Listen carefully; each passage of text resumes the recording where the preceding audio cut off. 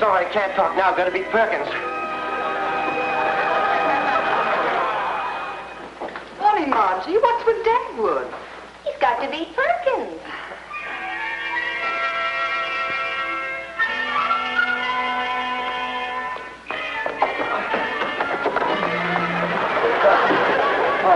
When Mr. Honeywell comes in, tell him I've got the Morgan estimate all ready to discuss with him.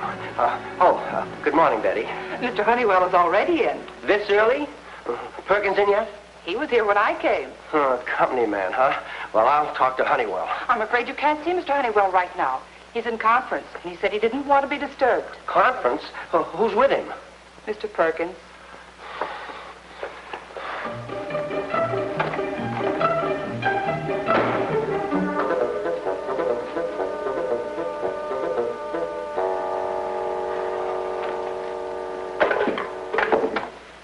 Betty? Yes? Betty, there's another desk in my office. Who does it belong to? Mr. Perkins. Oh, I see. Perkins? Yes, sir. Mr. Honeywell said he wants Mr. Perkins to be able to observe your methods of operation. Spy on me, you mean? Betty, get Honeywell on his private wire for me right now. Excuse me. Yes? Oh, good morning, Albright. It is still morning, isn't it? Glad you managed to stagger in. Perkins and I were just talking about you. Mr. Albright sounds disturbed. Mr. Albright has blown his cork. Now shut up and listen to me. If it's the Morgan account you're concerned about, forget it. Perkins was here at 7 this morning. Had everything ready for me when I came in. I do hope he doesn't resent my eagerness to prove my efficiency. Don't be silly. He just... Say, I hope I misunderstood that last remark, but the same to you. Did Mr. Albright say something whimsical? Albright, no. I'm laughing because he's scared stiff you're after his job. Haven't you told him that you're sending me to your Dallas office as soon as I've learned the ropes? No, and I'm not going to yet. Nor you either, understand? Let him sweat a while. He'll keep him on his toes. Good discipline sharpens a man. I have a feeling Mr. Albright doesn't like me. Do you suppose he feels that I've imposed upon the fact that I'm related to one of your clients? Well, I wouldn't dare. That is, why, of course not. Why, do you think for one moment the fact that your uncle is one of our biggest clients had anything to do with your coming to work for me? Well, no, but it was an entree to the business world, so to speak. You got what the firm needs. Young blood, vitality, drive. Why, you're a fireball, Perkins. Now, you run along to your office and keep the spurs in old Albright, eh? Yes, sir. Spurs in, sir. Considering Mr. Albright's temper, I think I'll substitute a strong hand of the reins instead of spurs, if you don't mind, sir.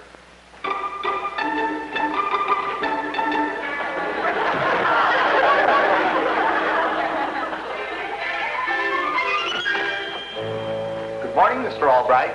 Sir. That's only one man's opinion. Now listen, Perkins, I'm thoroughly familiar with the story about the early bird. Now what did you do, get up before the worm?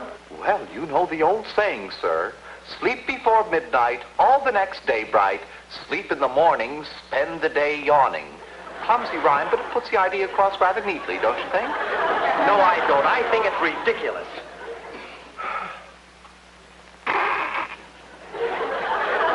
Don't smirk. If I hadn't stayed up half the night working on that Morgan account, I'd have been able to sleep when I did get to bed. Oh, do you suffer from insomnia, Mr. Albright? I have a wonderful remedy for that. I don't believe in sleeping pills. This is not a medication of any sort. Here, let me show you.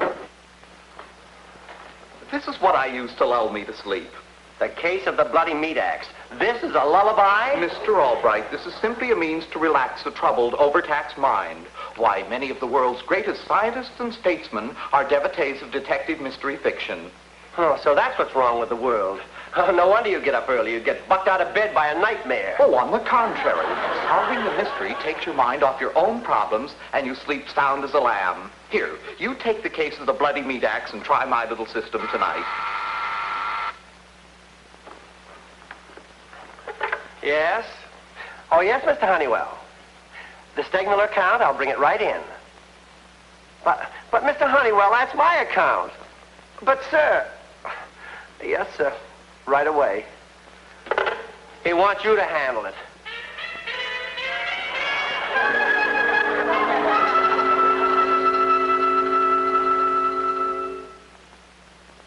That's what the kids would call a real frantic outfit, Roberta.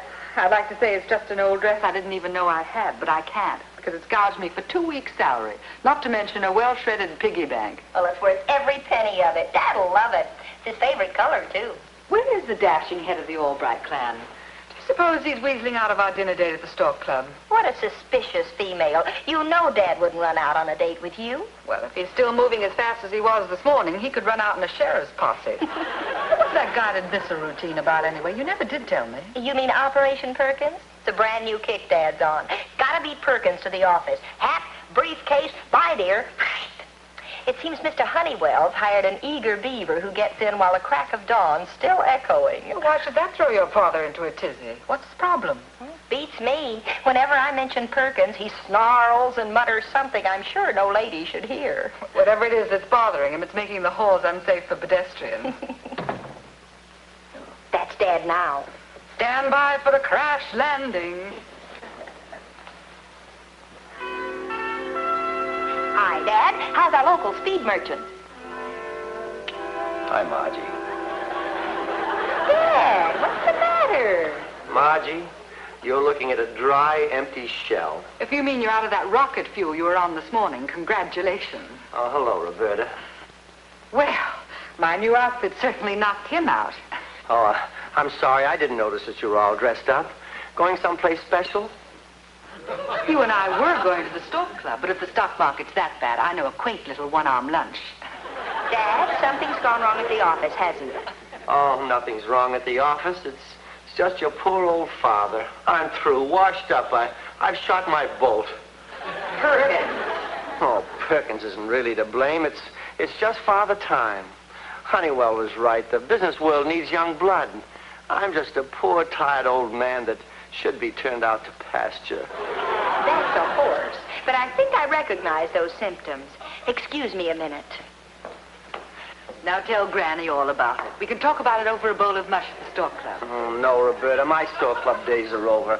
All this nightlife's been just a sham. I've been living a lie. At this point, it's 8 to 5. You're not even living. Oh, I've lived a good, rich life, but it's time to realize that those days are over. And we quote Mr. Honeywell? Oh, obviously, he's trying to ease me out. He's brought in a younger man to take my place, the nephew of one of our clients. How can I fight it? Here's some ammunition. What's that? Your pills. You always talk like this when you're bilious. I am not bilious, and I don't need pills to read the handwriting on the wall. That's not handwriting, you see. Open up. That Perkins character, what kind of a man is he? He isn't even a man. He's a machine. He goes to work at dawn and stays until midnight. He just lives on paperwork and figures. I can't compete with a robot. Cheer up, Dad. Someday he'll meet a nice girl robot, and they'll make beautiful electronics together. That ought to take his warped little mind off his job. Girls. He doesn't even know the opposite sex exists unless it's the veiled mystery woman in one of his blood-curdling detective stories. Here. Look at this. Ooh. Case of the bloody meat axe. Why, this is dull stuff. Have you read the last issue of Horrifying Comics? Oh, it isn't funny. Perkins reads those things in bed to relax him. That's the kind of a weirdy he is. That's his only hobby besides stabbing me in the back with Honeywell. And that old coot is enjoying it. If he doesn't stop riding me... Dad, don't get excited. Why don't you go lie down while I fix us all some dinner? I don't want any dinner. I'm full up to here with Perkins. I'm going to bed and dream about a nice, juicy murder. Poor guy, he really is upset. I'm sorry I teased him. I teased him, too. But this time he's really serious in his own sweet, funny way. I wish I could do something about this Perkins. I'm afraid there isn't much anybody can do. Citizen Perkins doesn't seem to have any of the nicer weaknesses. Doesn't even like girls, only veiled mystery women. And I look positively drab in a veil. Now, I guess we can't compete with this. Hey, wait a minute. Now, Margie. Look, Suppose Mr. Perkins had a real-life mystery that was so exciting it'd take his mind off his work. That ought to fix him with Mr. Honeywell. Margie, dear, I think it's about time I was someplace else. Any place. Bye now. Please, Roberta. I haven't got the idea yet, but I will. And you've just got to help me. It's for Dad. Please? Now you're playing on my nicer weakness. Well, here I go in my shabby veil.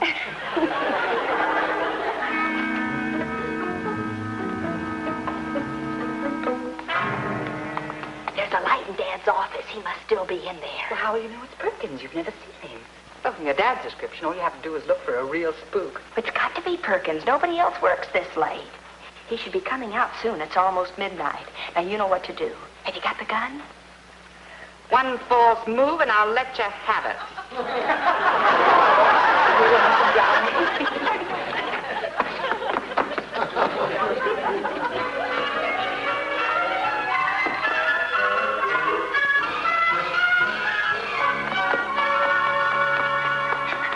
Oh, sir, help me. She's after me. Don't let her get me in her clutches again. Please, please. Oh, but what? Listen, she's coming.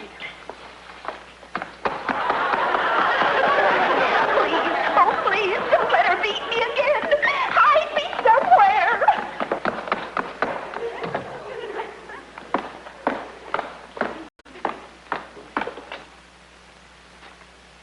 You won't get away, Corinne. I'll find you.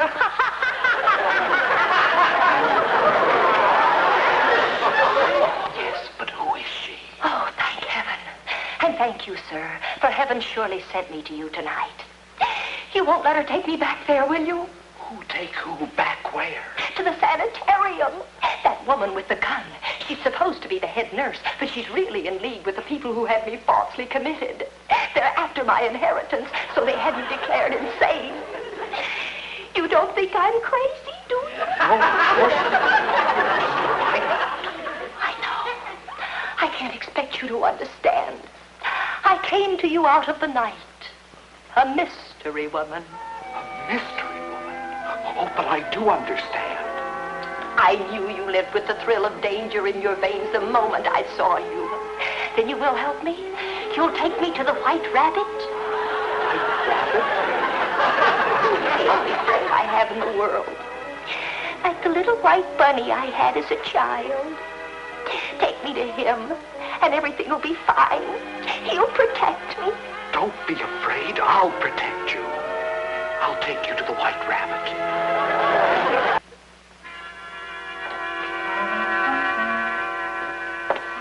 George Honeywell.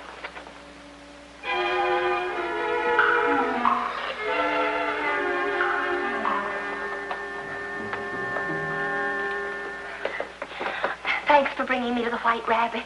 I'll be safe as soon as I get inside. Wait. You haven't told me the rest of your tragic story. All I know about you is the name that sinister woman called you. Name? What name? Corinne. Oh, that name. I thought you meant she called me something naughty. Well, goodbye. Bye.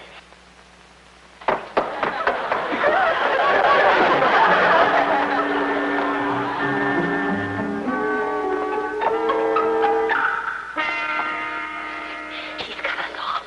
We'll have to go around to the back.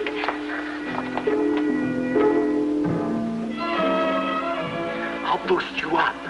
No. You climb up, then pull me in. I want you to meet the White Rabbit. Corinne, you mean it? Yes, I want him to see you. He'll never forget you for what you're doing tonight.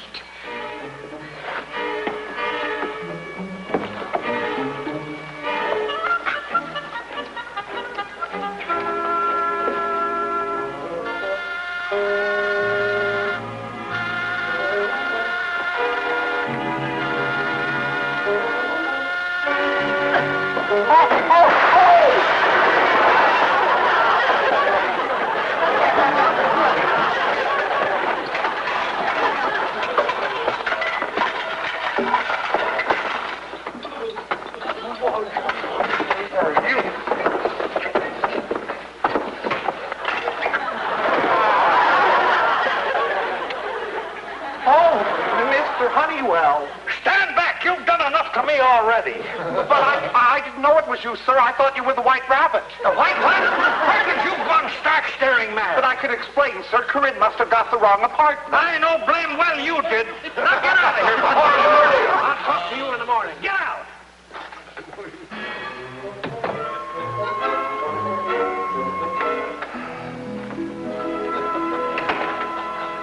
Good morning, Betty. I think you'll find it is.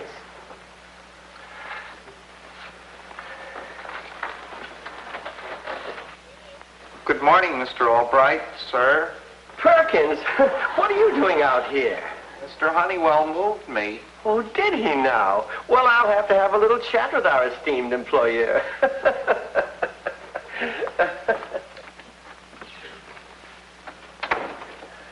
Good morning, Mr. Honeywell. Good morning, my eye. Mr. Honeywell, what happened? I don't care to discuss the matter now, other than to say we have unwittingly taken a lunatic into our firm, all right. Perkins, you mean he stalked you? Broke into my apartment last night looking for the Easter Bunny. Ping-pong ball. And like I've always said, Albright, you're the kind of a man the firm needs. Responsible, sound, the backbone of an organization. Isn't that what I've always said? Oh, yes, indeed. Thanks.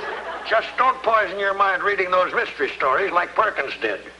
Dangerous stuff, Albright. Very dangerous. Makes a man come unglued up here. Certainly does. And Mr. Honeywell. Yes, what is it? That's the most beautiful shiner I've ever seen in my life.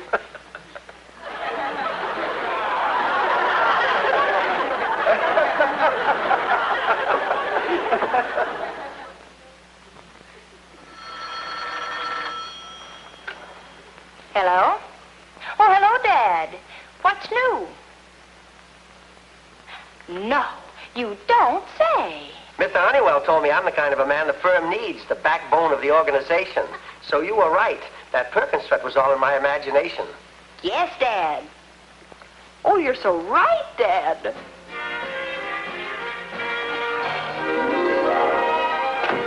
Well, I guess that about wraps up everything for the day. Good night, Betty. Good night, Mr. Albright.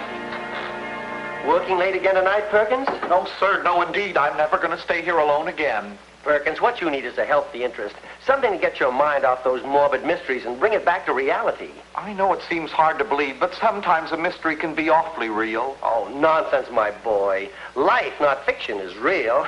I tell you what. Why don't you come home to dinner with me tonight and meet my daughter, Margie? Why, that's very kind of you. Are you sure she won't mind? Oh, she'd love it, especially when you tell her about that black eye you gave old Honeywell.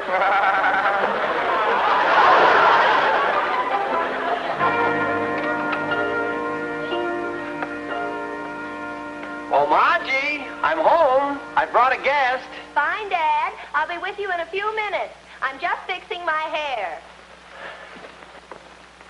You're sure I won't be any trouble for her? Not a bit. Actually, we're all going out for dinner, a little celebration, sort of a surprise for Margie. I'm anxious to meet your daughter. She sounds like a wonderful person. Oh, she's an unusual girl. Now, you make yourself right at home. I'm going to get a friend of mine, a Miss Townsend. She'll complete our little party.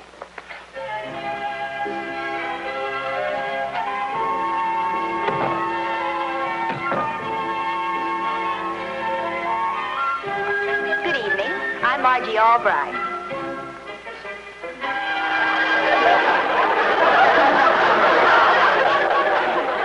You're Corinne, the mystery woman.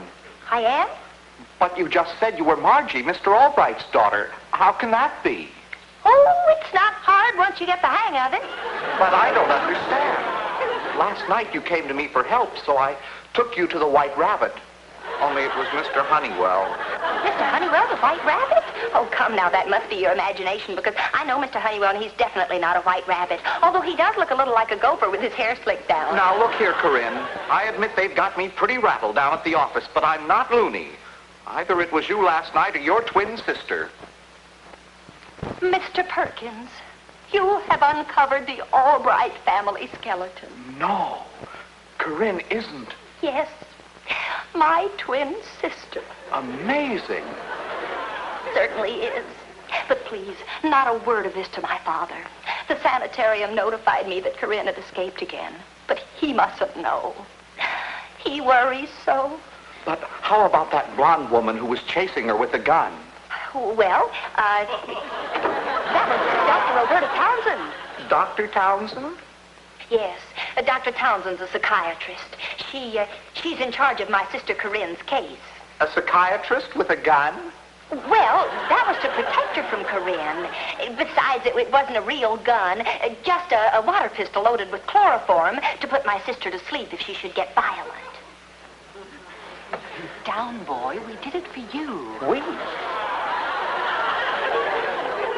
Then Corinne is mentally unbalanced. Poor kid. Suffers from delusions of persecution. You know what she told me? That your father had her committed in order to get her inheritance. Ridiculous, isn't it? You don't know how ridiculous it is. Who is the White Rabbit? Oh, of course. It's another hallucination. I knew Corinne's case was familiar, but I couldn't place it until just this minute. It's identical with that of the mad sister in the strange case of the sinister twins. Then you won't mention it to my father, will you? I give you my solemn word he'll never know I share your tragic secret. Oh, wonderful. I'll just tell him we met at... By the way, where is Dad? Oh, he went to get a friend, a Miss Townsend. Oh, that wouldn't be Dr. Townsend, would it? Roberta, coming here? Oh, Margie. Well, I see you two have met. Look who I brought for dinner. I'll bet you're surprised. Surprise, surprise. Can I see you for a moment, Roberta? Now, just a minute. Roberta hasn't met our guest.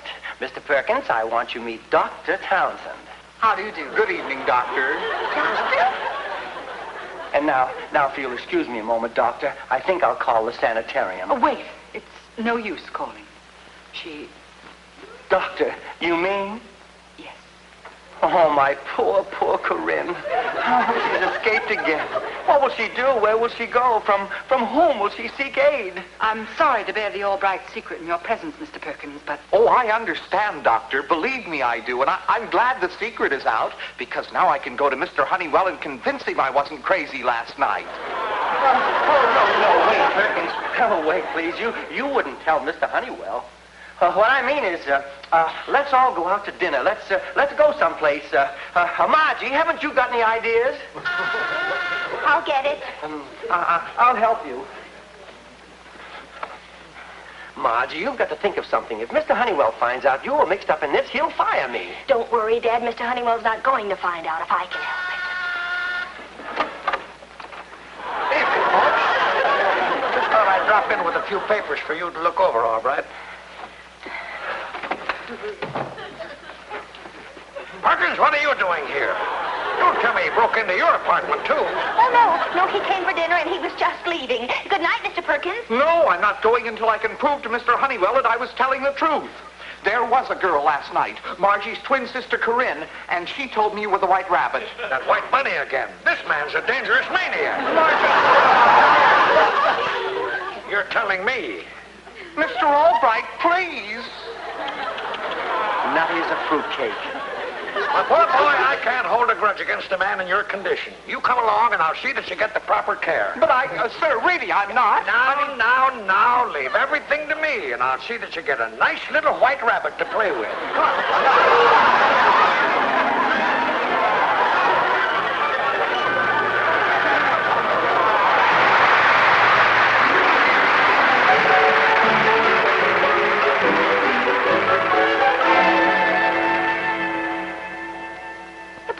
It all worked out all right, didn't it? Perkins is off to the Dallas office and nobody got hurt. Margie, just do me one little favor. The next time you want to help me out in a crisis, just let me know in advance so I can send you to Bermuda. Dad, you've got yourself a deal. When does the next boat sail? Well, that's my little Margie.